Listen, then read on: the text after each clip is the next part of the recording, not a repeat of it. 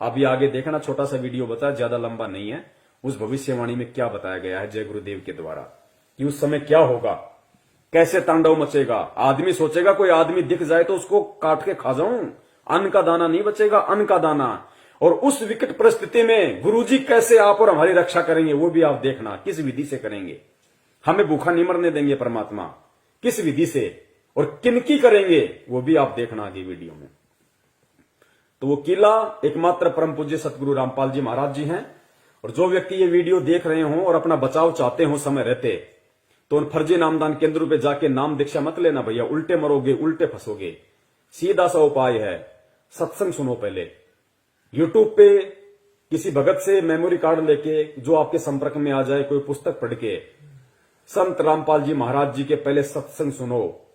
अगर उनके आने तक आप सत्संग भी सुनते रहोगे और सत्संगों के माध्यम से वो जो नियम बताते हैं, जो बुराइयां छोड़ने के लिए कहते हैं, उनको आप छोड़ दोगे, आपका बाल विवाह का नहीं होगा, बाल विवाह का। और अगर उनको परमात्मा मान के, सत्संग सुन के, ज्ञान को आधार बना के कि धरती पे अगर कोई संत है तो केवल यही है, भगवान अगर कोई धरती पे है तो संत रामपाल जी महाराज है, अगर इतना विश्वास आपको हो जाए, उसके बाद में किसी भी सत्सेवक भाई बहन से संपर्क कर लेना।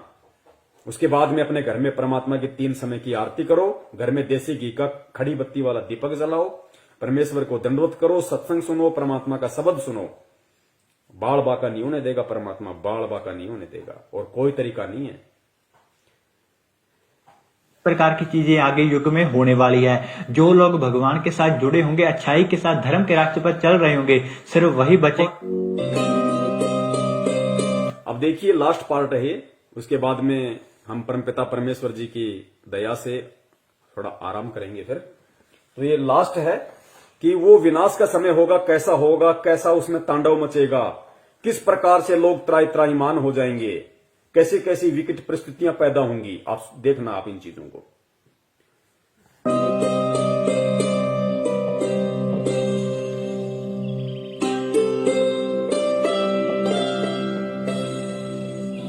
मैं सिर्फ बताता जाऊंगा, आपने सुनते जाना है।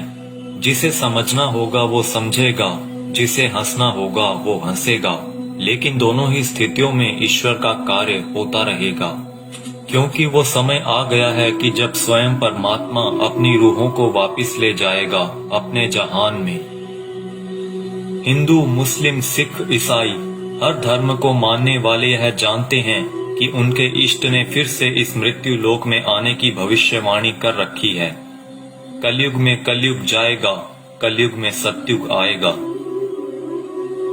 पाप और अधर्म को चरम तक पहुंचाने में कामयाब मनुष्य ने बहुत ही जल्द अपने विनाश की राह तय कर ली है, और जो पाप और अधर्म का चरम कलयुग के अंतिम चरण में होना चाहिए था, वो इंसान ने अभी ही हासिल कर लिया है।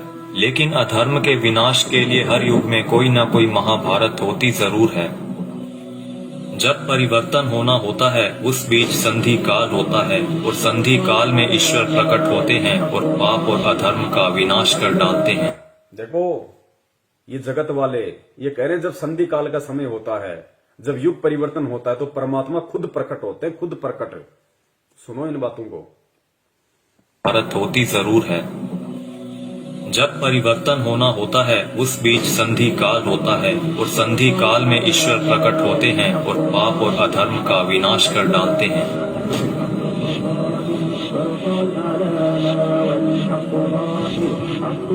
यह वीडियो वो लोग जरूर देखें जिनका परमात्मा में पूर्ण विश्वास है।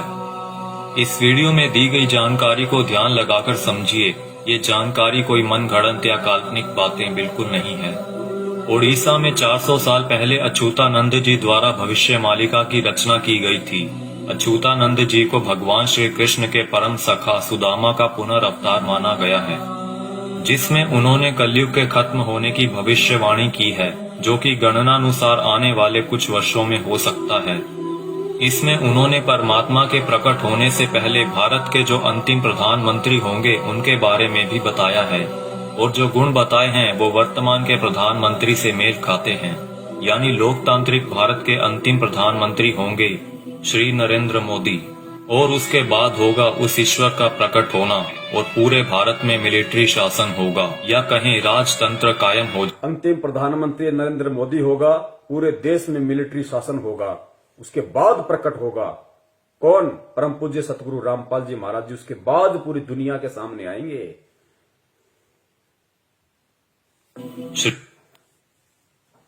इसमें उन्होंने परमात्मा के प्रकट होने से पहले भारत के जो अंतिम प्रधानमंत्री होंगे उनके बारे में भी बताया है, और जो गुण बताए हैं वो वर्तमान के प्रधानमंत्री से मेल खाते हैं। यानी लोकतांत्रिक भारत के अंतिम प्रधानमंत्री होंगे श्री नरेंद्र मोदी, और उसके बाद होगा उस ईश्वर का प्रकट होना, और पूरे भारत में मिलिट्री शासन होगा, या कहें राजतंत्र कायम हो जाएगा, और पूरे विश्व में सनातन धर्म की पुनर्स्थापना होगी। हम बहुत ही भाग्यशाली हैं जो इस समय में जी रहे हैं जब इतिहास लिखा जाएगा और हमें उस दिव्य पुरुष परमात्मा को साक्षात देखने का मौका भी मिल सकता है। पद्म पुराण के छठे खंड में 71वें सेट पर श्लोक नंबर 279 से 282 में बताया गया है कि वो दुष्टों का विनाश करेंगे, पृथ्वी की हुई दुर्गति को ठीक करेंगे, अपनी सेना द्वारा ईश्वरीय नियमों को स्थापित करेंगे। वो पूरी दुनिया के एकमात्र शासक होंगे जिन पर किसी का नियंत्रण नहीं होगा, यानी कि वो सबसे ऊपर होंगे। वो पूरी दुनिया पर धर्म की विजय पताका फहराएंगे और पूरे विश्व के लिए पूजनीय होंगे। जब वो सामने आएंगे तो देश में इमरजेंसी लागू होगी। पूरी दुनिया के टीवी चैनल्स के जरिए सभी लोग उन्हें जान जाएंगे। उनकी सेना होगी, एडमिनिस्ट्रेशन होगी और उनके समाज सेवी मनुष्य भी होंगे। फ्रांसीसी भविष्यवक्ता माइकल द नास्ट्राडामस की भविष्यवाणियों पर पूरी दुनिया के लोग यकीन रखते हैं, क्योंकि वो हमेशा सच साबित होती रही हैं। जिसमें उन्होंने 2020 को एक बहुत ही हिंसक साल बताया है, जहां दुनिया के बड़े बड़े देशों में गृह युद्ध के हालात होंगे। 2020 में ही सदी का सबसे बड़ा आर्थिक संकट भी आएगा। इसी समय में लोग काफी जागरूक हो चुके होंगे और लोगों में एक तरह का आध्यात्मिक झुकाव देखने को मिलेगा। नास्ट्राडामस की ये सभी भविष्यवाणियां सेंचुरी नामक पुस्तक में दर्ज हैं। उनकी भविष्यवाणियों में कुछ भविष्यवाणियां ये भी हैं। जल्द ही दुनिया का तारनहार जन्म लेगा। वो एक ऐसे देश में जन्म लेगा जिसका नाम किसी समुद्र के नाम से जुड़ा होगा। आप जानते ही हैं कि पूरे विश्व में प्राचीन समय से ही भारत ही एक ऐसा देश है जिसका नाम एक समुद्र के नाम से जुड़ा है, हिंद महासागर। आगे नास्ट्राडामस लिखते हैं, मैं उसे जब जब देखता हूँ मेरा सर सजदे में झुक जाता है। वो दुनिया को ऐसा ज्ञान बताएगा जो आज तक किसी ने नहीं दिया होगा। स्वयं को ज्ञानी विद्वान कहलाने वाले सभी उसके समक्ष नतमस्तक होंगे। वो सभी आत्माओं को वापस अपने देश ले जाएगा। माना जाता है कि ईश्वर के अवतार का प्रकट होना वैश्विक त्रासदी के समय में होगा। आज चारों ओर डर और हिंसा का माहौल है। तरह तरह की आपदाएं नित्य प्रतिदिन आती रहती हैं और आने वाला समय भी पता नहीं क्या लेकर आ रहा है। क्या यह वैश्विक त्रासदी का समय नहीं है? मनुष्य बहुत ही छोटा हो जाएगा और उसके सभी अस्त्र शस्त्र निष्फल हो जाएंगे। आज मनुष्य में नैतिक चारित्रिक गुणों का पतन होता जा रहा है और वर्तमान समय में चल रही महामारी के लिए मनुष्य के सभी प्रयास भी निष्फल हो चुके हैं। कई सौ वर्ष पहले हुए संत सूरदास और संत रविदास जी ने भी उस अवतार के लिए भविष्यवाणियां कर रखी हैं, जिनके ऊपर हमने अलग से वीडियो बना रखी है। हो सकता है कि इस संधि काल के बाद ईश्वर द्वारा चुने गए कुछ मनुष्य ही अगले युग में कदम रखें। इसीलिए इस समय में हम सभी को पूर्ण रूप से, पूर्ण प्रयत्न से अपना आध्यात्मिक विकास करने की जरूरत है। लेकिन अभी आपने मथुरा के संत तुलसीदास जी की भविष्यवाणियों के बारे में तो सुना ही नहीं, जिन्होंने सन 1971 से लेकर आगे के कई सालों तक अपनी शाकाहारी पत्रिका के माध्यम से आने वाले समय के लिए बहुत सारी भविष्यवाणियां कर लोगों को जागरूक किया है। सतयुग एक दिन में नहीं आता। ऐसा नहीं होगा कि आप सुबह उठेंगे और चारों तरफ देखेंगे कि सतयुग आ चुका है। युग परिवर्तन का एक लंबा काल खंड होता है। युग परिवर्तन की बेला का एक बहुत बड़ा संक्रमण काल होता है। जब युग बदलता है, एक युग जाता है और दूसरा आता है। तब जहां दो युगों की टक्कर होती है, वहां विनाश होता है। चारों तरफ त्राहिमाम मचेगा, बहुत अकाल मौतें हो। पुण्यात्माओं, कैसी परिस्थितियां होंगी गुरुदेव के जेल से बाहर आने से पहले? ये बाहर आने से पहले की बातें हो रही है सारी। गुरुदेव के जेल से बाहर आने से पहले कैसी परिस्थितियां होंगी, कैसा भयंकर विनाशकारी समय होगा, और विनाशकारी समय में कौन बचेगा, किस प्रकार परमात्मा उसको बचाएंगे, सुनना ध्यान से। और ये जगत वाले कह रहे हैं, वीडियो बनाने वाले, कि अगर हमें वो सतयुग देखना है तो हमने अपनी भक्ति को बढ़ा देना चाहिए, अपना आध्यात्मिक विकास करने की शुरुआत कर देनी चाहिए। है जब युग बदलता है, एक युग जाता है और दूसरा आता है, तब जहां दो युगों की टक्कर होती है, महाविनाश होता है। चारों तरफ त्राहिमाम मचेगा, बहुत अकाल मौतें होंगी। लोग कीड़े मकोड़ों की तरह मरेंगे, लाशें पड़ी सड़ेंगी, उनको उठाने वाले नहीं मिलेंगे, कौन किसको उठाएगा। अब देखना, जो भगत भाई बहन 50 गज के प्लाट के लिए मारामारी करते हैं ना बिना ज्ञान के, बना लो, उधार ले लो, ये ले लो, वो कर लो, गुरुजी ने मुझे क्या मुझे लाभ दे दिया, मेरा कोई प्लाट नहीं बन पाया, मेरी कोई नौकरी नहीं लग रही, ये हो गया, फलाना हो गया, बिना ज्ञान के जो त्रुटियां निकालते रहते हैं। सुनो, आने वाले समय में क्या होगा, ये दुनिया के प्लाट खाली पड़े रहेंगे, जाके बस जाना किसी में भी। काल होता है जब युग बदलता है, एक युग जाता है और दूसरा आता है, तब जहां दो युगों की टक्कर होती है, महाविनाश होता है। चारों तरफ त्राहिमाम मचेगा, बहुत अकाल मौतें होंगी। लोग कीड़े मकोड़ों की तरह मरेंगे, लाशें पड़ी सड़ेंगी, उनको उठाने वाले नहीं मिलेंगे, कौन किसको उठाएगा। बच्चा, आज आप मुट्ठी भर पैसे लेकर जाते हो और बोरा भरकर अनाज लाते हो। आप बोरा भरकर नोट ले जाओगे, लेकिन मुट्ठी भर अनाज नहीं मिलेगा, अन्न का दाना नहीं मिलेगा। नाली में पड़े रोटी के टुकड़े को देखकर सोचोगे कि उठाकर खा लिया जाए। अन्न का दाना नहीं मिलेगा, नाली में पड़े हुए रोटी के टुकड़े को देखकर सोचोगे कि खा लिया जाए, वरना मरेंगे। उस समय में परमात्मा क्या करेगा अपने भगत के साथ, जो वर्तमान में उनको परमात्मा मान के मर्यादा में रह के भक्ति कर रहा होगा। आगे देखना, कौन किसको उठाएगा। बच्चा, आज आप मुट्ठी भर पैसे लेकर जाते हो और बोरा भरकर अनाज लाते हो। आप बोरा भरकर नोट ले जाओगे, लेकिन मुट्ठी भर अनाज नहीं मिलेगा, अन्न का दाना नहीं मिलेगा। नाली में पड़े रोटी के टुकड़े को देखकर सोचोगे कि उठाकर खा लिया जाए। ऐसा भयावह वक्त आएगा कि एक इंसान दूसरे इंसान को देखकर सोचेगा कि कब मौका मिले तो उसको काट कर खा जाऊं। भाई भाई आपस में जान के दुश्मन बन जाएंगे। परिवार में झगड़ा झंझट, जाति जाति में झगड़े, समाजों में भीषण टकराव होंगे।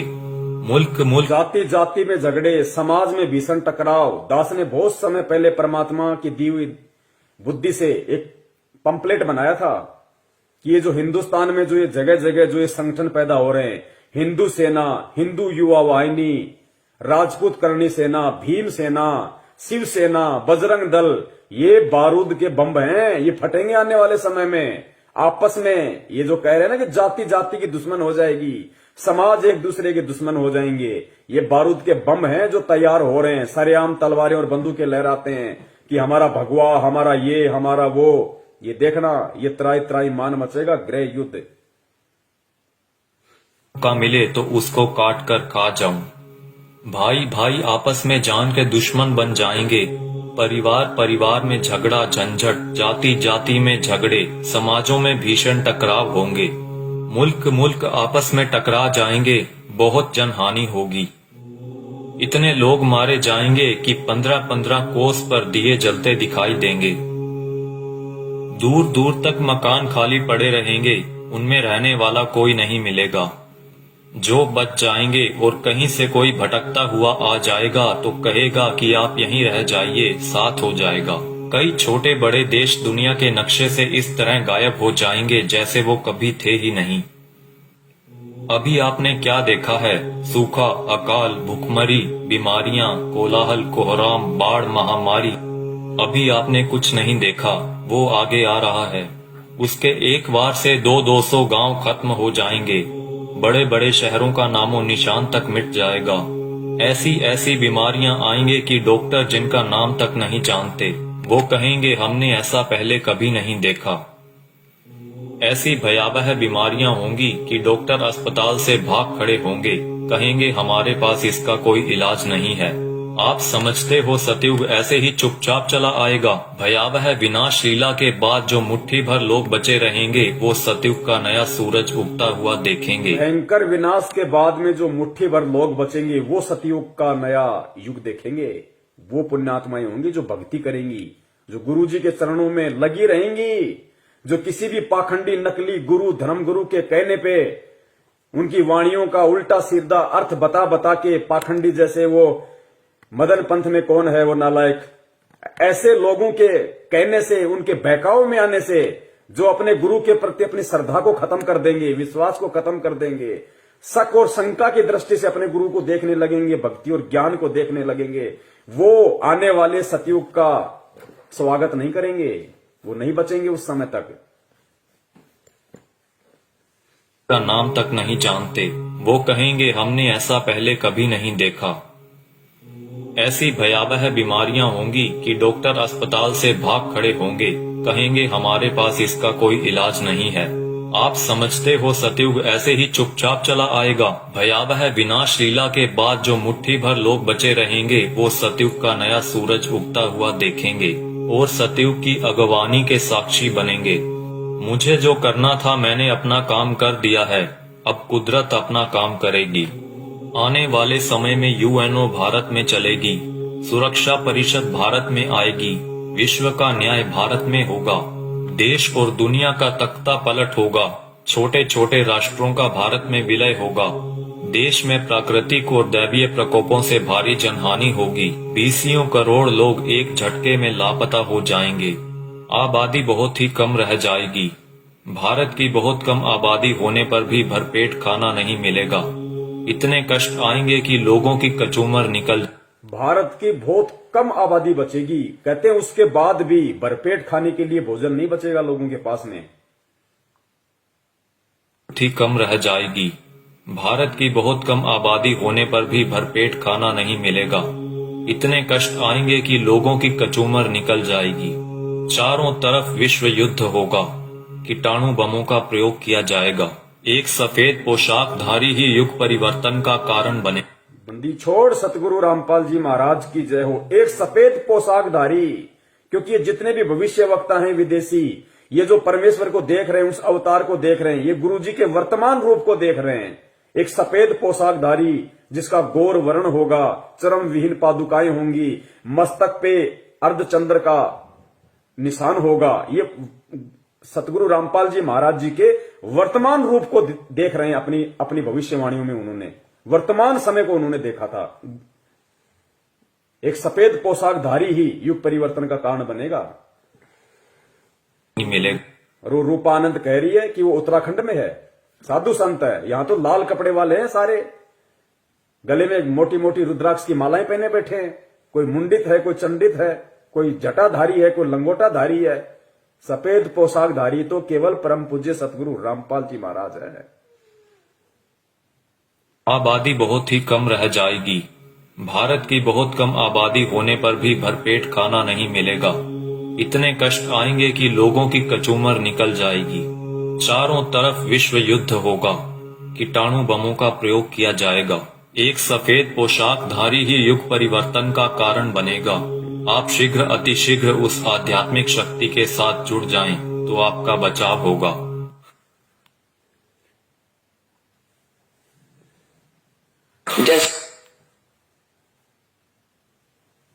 तो पुण्यात्माओं, सुना आपने किस तरीके का तांडव अभी मचना बाकी है, और उस तांडव में किस प्रकार से विकट परिस्थितियां देश और दुनिया के सामने पैदा होंगी, और उन विकट परिस्थितियों में कौन और किस तरह के व्यक्ति ही बच पाएंगे। ये भविष्य वक्ता हैं, ये जय गुरुदेव जी हैं। अगर इनकी भविष्यवाणियां सच ना हो तो गुरुदेव कभी भी इनकी भविष्यवाणी का जिक्र नहीं करते। ये सत्य हैं, ये होके रहेगा, क्योंकि दुनिया ने ज्ञान से भगवान को नहीं पहचाना। अब दुनिया को ठोकर लगेंगी तो दुनिया भगवान को पहचानेगी। भारत की बहुत कम आबादी रह जाएगी, उसके बाद भी भरपेट भोजन नहीं मिलेगा। दाने दाने को लोग तरस जाएंगे, दाने दाने को।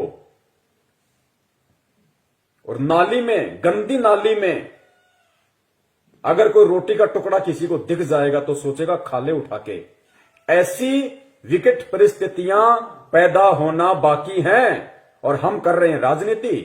कभी बीजेपी को वोट, कभी कांग्रेस को वोट, कभी आरक्षणबाजी, कभी जाटों के आरक्षण में जाओ, माता बहनों को लेके जाओ, गुंडों की सीबीआई जांच कराओ। मस्ती सूझ रही है, मौज हो रही है। अभी देखना आगे चल के क्या बनेगा। भले तुम भगत हो, भगत वो है जो मर्यादाओं में रहता है, परमेश्वर को परमेश्वर मानता है। तो वो जो विनाशकारी जो समय जो बताया है भविष्य वक्ताओं ने कि दाने दाने को लोग तरस जाएंगे, ना कोई काम होगा, ना कोई धंधा होगा, ना कोई खेती होगी, कुछ नहीं होगा। उस समय जो लोग बचे होंगे वो भी भुखमरी के शिकार होंगे, दाने दाने को तरसेंगे। गंदी नाली में रोटी का टुकड़ा होगा, सोचे खा लो। तो पुण्यात्माओं, उस समय में वो परमपिता परमेश्वर, वो बंदी छोड़ सतगुरु रामपाल जी महाराज जो अवतारी पुरुष है, महापुरुष है, तारणहार है, वो किन आत्माओं की रक्षा करेगा और किस तरह से रक्षा करेगा। वो उन आत्माओं की रक्षा करेगा जो परमेश्वर को परमेश्वर मानेंगी, जो उन्हें मुक्ति दाता मानेंगी, हृदय से, आत्मा से, जुबान से नहीं। और घर में अन्न का दाना ना होने पर भी वो परमात्मा किस तरीके से अपने बच्चों की रक्षा करेगा। पुण्यात्माओं, सबसे बड़ा भविष्य वक्ता परमात्मा होता है जो आज धरती पे संत रामपाल जी के रूप में है। लेकिन परमात्मा स्पष्ट रूप से जिक्र नहीं करते, परमात्मा संकेत कर देते हैं।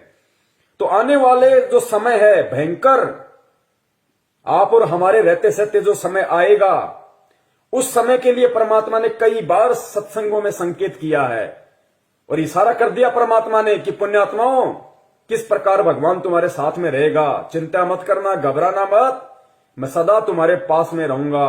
किस प्रकार दया करेगा परमात्मा, इस वीडियो को सुनिए पुण्यात्माओं और परमेश्वर के चरणों में नतमस्तक हो जाओ। कभी सपने में भी मत सोचना किसी और नालायक की तरफ, किसी साधु संत महंत पाखंडी की तरफ, किसी अन्य संत पंथ की तरफ जाने की सौपन में भी मत सोचना, वरना पतिव्रता धर्म से डिग जाओगे। फिर रक्षा करने वाला इस भगवान के अलावा दुनिया में कोई नहीं है। उस विनाश के समय में, उस संघर्ष के समय में परमात्मा उसी आत्मा के साथ रहेगा जो वर्तमान के संघर्ष में परमात्मा के चरणों में पड़ा रहेगा। काल हमें जो तोड़ने की कोशिश कर रहा है, जीव आत्माओं को डिगाने की कोशिश कर रहा है हर तरीके से, सतलोक आश्रम मैनेजमेंट हरियाणा के द्वारा नित नए पीले पीले पर्चे निकाल के ज्ञान विरुद्ध आदेश दे दे के हराम की कमाई, राजनीतियां करवा के, आरक्षणबाजी करवा के, ये काल की चाल है। ये उस विनाशकारी समय में आपकी रक्षा ना हो उसके लिए आपको तोड़ रहा है। आप सोच रहे हो हम गुरुजी के शरण में हैं, आप कांग्रेस को, बीजेपी को वोट दे रहे हो भगत होके, आरक्षणबाजी कर रहे हो, कुपात्रों को दान दे रहे हो, ये कोऑर्डिनेटर भक्तों की लड़कियां ले लेके भाग रहे शादीशुदा होने के बाद, इनको दान दे रहे हो, ये भगोड़ों को दान दे रहे हो, गुरुजी के कलयुगी झूठे मक्कार परिवार को, बेटा बेटी, उनकी पत्नी को आप दान दे रहे हो। ये उस विनाशकारी समय में आप अपनी गर्दन पे तलवार रख रहे हो। दान सुपात्र को दिया जाता है, कुपात्र को नहीं। मर्यादाओं से दूर हो रहे हो आप। ये रोहतक मुंड का जिंद दीवानी हरियाणा में जो ढोंग कर रखा है इन लोगों ने, आदरणीय गरीबदास जी महाराज जी के पाठ प्रकाश का 150 दिन से ये लोग धन प्राप्ति के लिए जो ड्रामा कर रखा है, तुम सोच रहे हो हमें पुण्य मिलेंगे। गुरुदेव कहते हैं तुम करत हो पुण्य होत है पापम, तुम पुण्य समझ के कर रहे हो लेकिन अज्ञानता में तुम पाप के भागी बन रहे हो। बचाव नहीं होगा तो किनका बचाव होगा उस समय और कैसे बचाव होगा? बचाव उनका जो मर्यादाओं में रह के परमेश्वर को परमेश्वर मान के भक्ति करेंगे, जो उनका जन्मदिन नहीं मनाएंगे, उनका बौद्ध दिवस नहीं मनाएंगे, उनके नाम पे किसी भी राजनीतिक दल के चमचे बन के नहीं रह जाएंगे। उनकी परमात्मा रक्षा करेगा जो वर्तमान के संघर्ष के समय को झेल लेगा। काल एक तरफ मैनेजमेंट के माध्यम से संगत को तोड़ने की पूरी कोशिश कर रहा है, दूसरी तरफ नकली संतों को, पाखंडियों को खड़ा कर रहा है गुरुदेव के वचनों में, वाणियों में मीन में कर करके, और गुरुदेव से आत्माओं का विश्वास तोड़ने की कोशिश कर रहे हैं। परमेश्वर कहते हैं बीजक की बाता कहें बीजक नाही हाथ, पृथ्वी डुबोवन उतरे कर कर मीठी बात। उनके मीठे मीठे श्लोक सुन के, उनकी बातें सुन के हम सोचते हैं कि वहां मूल ज्ञान है, वहां पवित्र ज्ञान है, वहां ये है, वहां वो है। महीने 2 महीने जाते हो फिर गधे की तरह मुंह लटका के वापस आते हो। भगवान से दूर हो गए ना इधर के ना उधर के, धोबी के कुत्ते वाली हालत हो जाती है तुम्हारी। काल ऐसा करके छोड़ देता है। तो इस वर्तमान के संघर्ष के समय में जो संघर्षशील रहेगा, जो न टूटेगा, न डिगेगा, न झुकेगा, न मुड़ेगा, भगवान को सिर सौंप दिया तो सौंप दिया, उस आत्मा की परमात्मा फिर उस संघर्ष के समय रक्षा करेगा, जो आज उस परमात्मा के लिए संघर्ष कर रहा होगा। और किस प्रकार परमात्मा रक्षा करेगा? भक्तिहीन प्राणी और जो भगत आज मर्यादाओं में नहीं है, जो परमेश्वर को परमेश्वर नहीं मान रहे, उनकी स्थिति होगी उस समय कि गंदी नाली में अगर रोटी का टुकड़ा भी मिल जाए तो खाने को मजबूर होंगे। और जो भगत होंगे, जो सत्सेवक होंगे, सच्चे सेवक होंगे परमात्मा के, उनकी परमात्मा कैसे रक्षा करेगा? सुनो गुरुदेव के मुख कमल से। जैसे दास बार बार आपको कथा सुनाता है कि जिस समय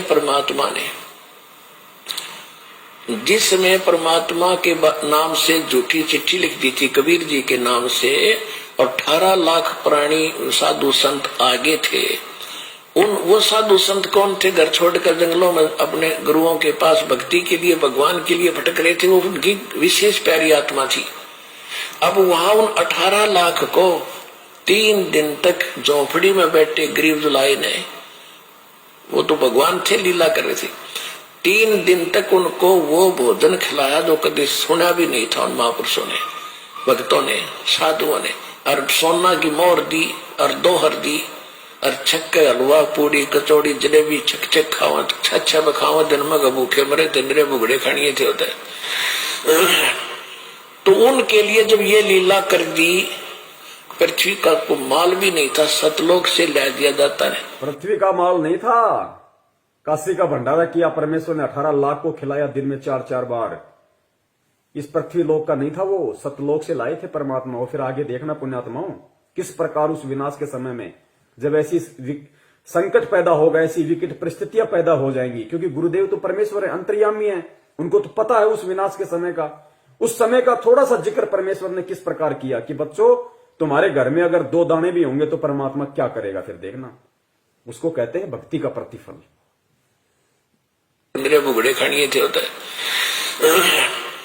तो उनके लिए जब ये लीला कर दी, पृथ्वी का को माल भी नहीं था, सतलोक से ला दिया जाता है। तो आने वाले समय में जैसे जनसंख्या बढ़ रही है, 100 वर्ष के बाद क्या खाएंगे ये, अगर ये माहौल नहीं बदलाते? फिर भगवान व्यवस्था करेगा। आपके घर में 2 दाने होंगे, तड़के भरा पाओगा मटका, पिप्पा भरा पाओ। आपके घर में 2 दाने होंगे ना, 2 दाने, तो परमात्मा कहते हैं भक्तिहीन प्राणियों की तरह मैं तुम्हें गंदी नाली में पड़ा हुआ रोटी का टुकड़ा नहीं खाने दूंगा। बच्चों, तुम्हारे घर में अगर 2 अन्न के दाने भी होंगे रात को, तो सुबह तुम्हारे उठने से पहले परमात्मा उस मटके को अनाज से भर देगा। ऐसी रक्षा करेगा परमेश्वर अपनी आत्माओं की। इसलिए हमारे को विश्वास होना चाहिए दृढ़ अटल कि धरती पे अगर भगवान है तो संत रामपाल जी महाराज है, उनके अलावा कोई पुरुष नहीं है। बंदी छोड़ सतगुरु रामपाल जी महाराज की जय। पिका को माल भी नहीं था, सतलोक से ला दिया जाता है। तो आने वाले समय में जैसे जनसंख्या बढ़ रही है, 100 वर्ष के बाद क्या खाएंगे ये, अगर ये माहौल नहीं बदलाते? फिर भगवान व्यवस्था करेगा। आपके घर में फिर भगवान व्यवस्था करेगा। आज हम जो काम धंधा कर रहे हैं, 2 के 4 कर रहे हैं, हम जो अपना दिमाग चला रहे हैं कि हम कर रहे हैं तो खा रहे हैं, ये सब फेल हो जाएंगे। आज भी परमात्मा दे रहा है, आज भी परमात्मा ही करवा रहा है। कैसे करेगा परमात्मा, देखना। माहौल नहीं बदलाते, फिर भगवान व्यवस्था करेगा। आपके घर में 2 दाने होंगे, तड़के भरा पाओगा मटका, पिप्पा भरा पाओगा आटेगा। इस तरह कर देगा दाता आपके लिए। लेकिन साध वचन पलटे नहीं, चाहे पलट जाए ब्रह्मांड। अगर परमेश्वर ने ये वाणी कही है कि आपके घर में 2 दाने होंगे, सुबह मटका भरा हुआ मिलेगा, तो वो विकट समय आएगा, वो 2 दाने वाला समय आएगा भाई। तभी परमेश्वर ने इस वाणी का जिक्र किया, ये बात कही है परमात्मा ने कि आपके घर में 2 दाने होंगे। नहीं तो भगत आज हम अपना काम धंधा कर रहे हैं, अपना कमाई रहे ना, लेकिन एक समय ऐसा आएगा ना काम होगा, ना धंधा होगा, ना कोई घर से बाहर निकलेगा, डरेंगे, सहमे हुए होंगे, डरे हुए होंगे। उस समय परमात्मा कहते हैं कि जो भक्तिहीन प्राणी भूख के मारे क्या करेंगे, कब तक घरों में बैठे रहेंगे, ना ये ब्रह्मा रक्षा करेगा, ना विष्णु करेगा, ना दुर्गा करेगी, ना काल, ना महाकाल, ना देवी देवता, ना भैरू, ना भूत, ना यार, ना रिश्तेदार, ना मां, ना बाप। आज हम जिनके लिए भगवान से दूर हो रहे हैं कि मेरी मां रुष्ट हो जाएगी, मेरा बाप मुझे लड़ेगा, मेरी पत्नी मुझे छोड़ के चली जाएगी, उस समय कोई नहीं आएगा, वो परमेश्वर आएगा उस समय रक्षा करने के लिए। किनकी? जो भक्ति करेंगे, जो भक्ति करने की इच्छा से होंगे। बढ़ रही है 100 वर्ष के बाद क्या खाएंगे ये, अगर ये माहौल नहीं बदलाते। फिर भगवान व्यवस्था करेगा। आपके घर में 2 दाने होंगे, तड़के भरा पाओगा मटका, पिप्पा भरा पाओगा आटे का, इस तरह कर देगा दाता आपके लिए। लेकिन भक्ति करवाने के लिए छोड़ सतगुरु रामपाल जी महाराज की जय हो। ये उनकी करेगा जो भक्ति करेंगे, और जो बकवाद ये उनकी करेगा जो भक्ति करेंगे, और जो बकवाद करेगा वो अपना करते रहेंगे, वो गंदी नाले के टुकड़े खाते रहेंगे भगत होके भी। पिप्पा भरा पाओगा आटे का, इस तरह कर देगा दाता आपके लिए। लेकिन भक्ति करवाने के लिए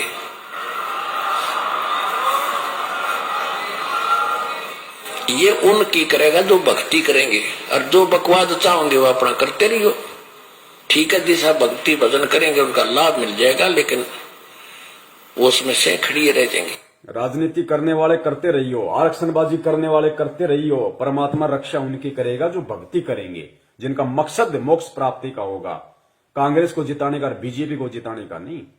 तो कितने लोग आज मर्यादाओं में हैं, और कितने लोग भगत होकर भी अपने आप को भगवान का भगत समझते हुए भी मर्यादाओं से दूर हैं। ये अपना आकलन स्वयं कर ले। दास की यही विनती है, यही प्रार्थना है। सत संदेश हम देते रहेंगे जब तक परमेश्वर हमें सद्बुद्धि देते रहेंगे। और निवेदन करूंगा सभी भाई बहनों से, वीडियो को ज्यादा से ज्यादा, ये ऐसा वीडियो है, ये बहुत लंबा चलना चाहिए वीडियो, हर आत्मा तक संदेशा पहुंचना चाहिए। अब ये दास इसको फेसबुक पे जाके और दोनों पार्ट को एक कर देगा ऊपर नीचे। उसके बाद में पुण्यात्माओं जितना हो सके वीडियो को शेयर करें, ताकि जिस प्रकार परमेश्वर ने आप और हमारे ऊपर दया करी है, उसी प्रकार परमात्मा हमारे अन्य भगत भाई बहनों पे भी दया करें, उनको भी परमेश्वर सद्बुद्धि दे, उनको भी समझ में आए, वो भी परमेश्वर को परमेश्वर माने।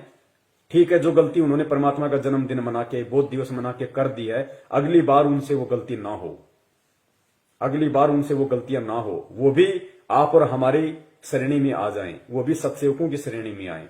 तो हमें प्यार से, प्रेम से, बहुत ही आधीनी से परमपिता परमेश्वर जी के चरणों में बैठ के उनकी प्रेरणा से हमें ये सेवाएं करनी है, साथ में अपनी भक्ति भी करनी है, ताकि परमेश्वर भक्ति से ही प्रसन्न होंगे। सेवाओं का पुण्य अलग है।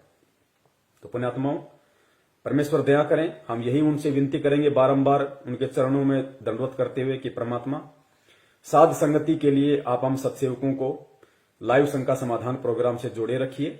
आप इसी प्रकार हमारे सभी भाई बहनों का, हम एक दूसरे का इसी प्रकार भक्ति में विश्वास बनाए रखिए। हमारे अंदर वो दृढ़ता, वो विश्वास आप जी पैदा कीजिए, ताकि परमात्मा सपने में भी हम अपने पतिव्रता धर्म से दूर ना हो सकें। हम आपके चरण कमलों से परमात्मा सुई के नोक जितने भी दूर ना हो। और परमेश्वर यदि हमारा ऐसा कोई दुर्भाग्य, हमारा ऐसा कोई कुसंस्कार यदि हमारी ही किसी मूर्खता और गलती के कारण आना भी हो, तो परमात्मा उसी समय हमारी जीवन लीला समाप्त कर देना, और अगला जन्म परमात्मा उस समय देना जब आप हमारा मोक्ष कर सको, हमें सतलोक पहुंचा सको। बंदी छोड़ सतगुरु रामपाल जी महाराज की जय हो। सत साहेब।